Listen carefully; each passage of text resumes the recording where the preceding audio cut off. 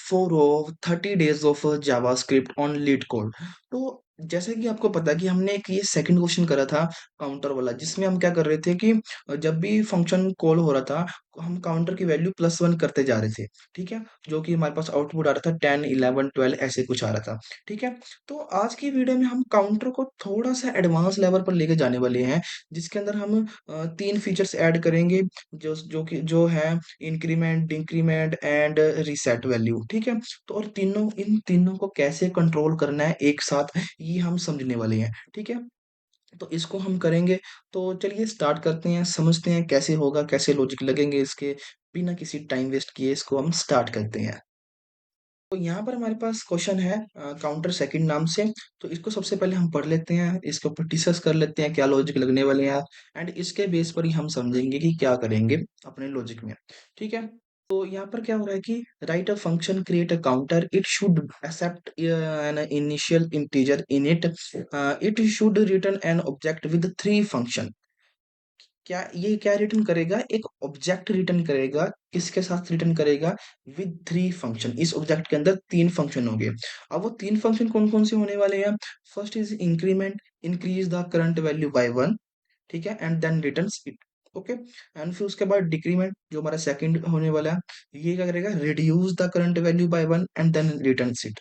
और लास्ट में reset, set ये क्या करेगा? करंट वैल्यू को in it and then return. बिल्कुल सिंपल, बिल्कुल सिंपल, प्लीज, बिल्कुल सिंपल है ये। तो इसको कैसे करेंगे? ठीक है, तो मैंने क्या करा, सबसे पहले यहाँ पर ना एक चीज कर लिया मैंने। जो मेरी ओरिजिनल वैल्यू थी ना, उसको एज अ उसकी कॉपी वैल्यू मैंने बना ली है यहाँ पर। ठीक है, अब ये कॉपी वैल्यू क्यों बना ली है, इसको मैं तुम्हें अभी बाद में बताऊंगा कि मैंने ऐसा क्यों करा। ठीक है, तो यहाँ पर मैं क्या करता हूँ, रिटर्न, एक ऑब्जेक्ट को रिटर्न करूंगा, RETURN रिटर्न। ठीक है, एंड यहाँ पर लिखूंगा इंक्रीमेंट। इंक्रीमेंट क्या करो? प्लस प्लस कर दो, किसको? करंट को। ठीक है, मेरे करंट को प्लस प्लस करो, एंड फिर उसके बाद क्या करो तुम? डिक्रीमेंट। इसको मैं करता हूँ यहाँ से ना गाइस, कॉपी कर लेता हूँ ताकि मुझे कोई ना दिक्कत ना हो बाद में। ठीक है, तो हम थोड़ा सा सिंटैक्स में गड़बड़ कर रहे हैं, बट इसको मैं अभी ठीक कर दूंगा, डोंट वरी। ठीक है, उसके बाद क्या करना है हमें? यहाँ पे क्या करना है, इसको अपना जो करंट है, इसको माइनस माइनस करना है। ओके, एंड इसके में भी spelling this is wrong. Okay, good. ठीक है, तो इसको मैं ऐसे करता हूँ, हमें यहाँ पर बेसिकली एक एरो फंक्शन लगाना था। ठीक है, एंड लास्ट में हमें क्या करना है? रीसेट। अच्छा, मैं तुम्हें एक चीज बताने वाला हूँ यहाँ पर, बहुत इंपॉर्टेंट चीज बताने वाला हूँ। ठीक है, तो बहुत आपके काम आएगी। अगर आपने जावास्क्रिप्ट के अंदर फंक्शन करे हैं ना, तो आपको इसका आंसर जरूर पता होगा। अदरवाइज मैं आपको इसका बता दूंगा। ठीक है, तो यहाँ पर हम क्या करेंगे? अच्छा, यहाँ पर हम क्या करेंगे कि जो मेरा काउंटर है ना, जो मेरा रीसेट है, इसको क्या करना है मुझे? करंट इक्वल टू इनिट, हम ऐसे कर देंगे। ठीक है, मैं इसका सब बताऊंगा आपको क्या हो रहा है यहाँ पर। ठीक है, तो बस सबसे पहले तो हम एक काम कर लेते हैं, सबको टेस्ट कर लेते हैं, कोई इसके अंदर एरर तो नहीं है। फिर उसके बाद हम पूरा डिटेल में डिस्कस करेंगे, पूरा डिटेल में। ठीक है, तो हमने यहाँ पर बना लिया है, फंक्शन कॉल भी सही चल रहे हैं। अच्छा, यहाँ पर हम क्रिएट काउंटर बना लिया है एंड इसको कॉल कर लिया है। मे बी ओके, हमें ना यहाँ पर एक चीज गलत कर दी है कि यहाँ पर हमें एरर दे सकता है, क्योंकि हम यहाँ पर ना काउंटर नाम से कॉल कर रहे हैं। तो मे बी इसको मैं काउंटर में कन्वर्ट कर देता हूँ, ताकि मेरे को ना एरर देखने को ना मिले। अगर एरर आएंगे ना, थोड़ा सा दिक्कत हो जाती है। ठीक है, तो मैं इसको फटाफट ऐसे कर देता हूँ। सॉरी, इसको मैं लिखूंगा काउंटर। ओके, एंड यहाँ पर भी हम लिखेंगे काउंटर।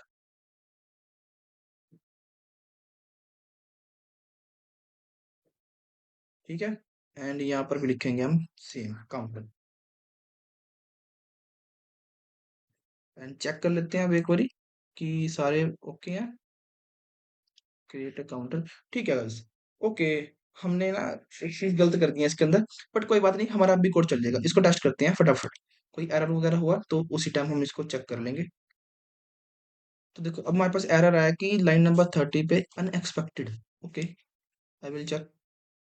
ओके, इसको ये फालतू हमारे पास एक मे बी दिस, इसको मैं चलाता हूँ एंड ओके। तो हमारा जो यहाँ पर टेस्ट केस है वो सारे पास हो चुके हैं and test case one and this is test case two. अब इसको एक बार सबमिट करके चेक कर लेते हैं कि सारे और जो टेस्ट केसेस है इसके जो हिडन टेस्ट केसेस है वो चल रहे हैं सारे। तो ठीक है, हमारे पास हमारे 115, ये देखो यहाँ पर ना टेस्ट केसेस और भी होते हैं। हमें टेस्ट केसेस कुछ ही दिखाए जाते हैं एज ए एग्जाम्पल, बट जो इसके पूरे टेस्ट केसेस होते हैं वो और होते हैं। जैसे कि यहाँ पर इस क्वेश्चन के टेस्ट केसेस कितने थे, 115, मतलब कि 115 टेस्ट केसेस हमारे कोड ने क्लियर कर दिया जो सारे के सारे पूछे गए थे। ठीक है, तब इसको समझ लेते हैं। ठीक है, तो बस देखो गाइस, हमारा यहाँ पर क्या था, हमने एक ऑब्जेक्ट रिटर्न करा है। ठीक है, इस ऑब्जेक्ट के अंदर ये एज अ तुम मान सकते हो फंक्शन मान सकते हो। ठीक है, हाँ फंक्शन मान सकते हो, कोई बड़ी बात नहीं है। ठीक है, तो अब तुम इंटरव्यू में, अगर तुम्हारे पास ये प्रॉब्लम तुम्हारे पास इंटरव्यू पे आ गई कि ऐसे करो, आपको लॉजिक पता था, आपने लिख दिया सेम एज इट इज, या कुछ और पता था, जैसे मर्जी लिख दिया, but most of the cases यही लॉजिक है इसका। आपने इसको लिख दिया। ठीक है, अगर इंटरव्यू ने पूछ लिया कि आपने इसके अंदर करली ब्रेसेस क्यों नहीं यूज करी एरो फंक्शन के अंदर, मतलब कि आपने एरो फंक्शन को ऐसे क्यों नहीं लगाया, तो आप क्या बोलोगे।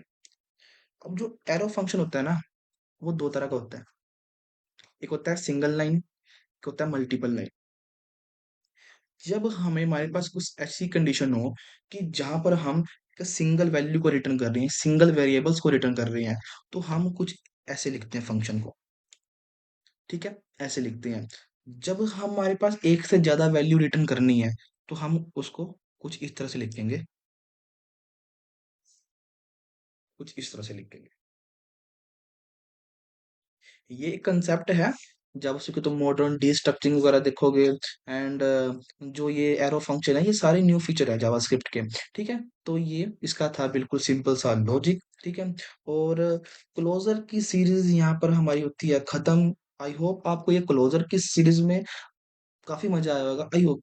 इस सीरीज के बाद ना, अगर तुमने 4 वीडियो भी देख लिया ना, तो आप बोल सकते हो कि हाँ मुझे क्लोजर आता है अच्छे से, एंड मैं कर सकता हूँ क्लोजर को। इंटरव्यू में बता सकता हूँ कि क्लोजर क्या होता है, कैसे एक इनर फंक्शन अपने आउटर फंक्शन के वेरिएबल्स को याद में रखता है कि हाँ मुझे इसको होल्ड करना है, एंड कैसे दो फंक्शन चलते हैं, एंड कैसे एक फंक्शन के अंदर से ऑब्जेक्ट को रिटर्न किया जाता है। ठीक है, तो ये सारा इस सीरीज के अंदर मैंने बताया, क्लोजर वाली सीरीज के अंदर। अभी और सीरीज हमारी बाकी है, ऐसे ही और इंटरेस्टिंग वीडियो मैं आपके सामने लाता रहूंगा, जहाँ पर आपको मैं लॉजिकल प्लस मोटिवेशन भी बीच बीच में तुम्हें मिलता रहता है, आई होप। एंड तो मिलते हैं यार नेक्स्ट वीडियो में, जहाँ पर हम एरे पर शिफ्ट होंगे एंड एरे के कुछ क्वेश्चंस कर रहे होंगे।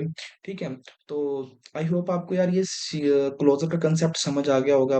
तो मिलते हैं न्यू वीडियो में। चैनल पर न्यू हो तो प्लीज प्लीज चैनल को कर लो सब्सक्राइब, वीडियो कर दो like share comment. And important बात है कि अगर आपको कोई और कंसेप्ट समझना है, तो you can just comment in this video, मैं आपको उसके ऊपर भी वीडियो पूरी ला दूंगा। ठीक है, तो बस आप मेरे को टॉपिक देते रहो कि हाँ कोई चीज़ समझनी है, वो मेरा काम है, कैसे मैंने आपको समझानी है, कब समझानी है, दैट्स इट।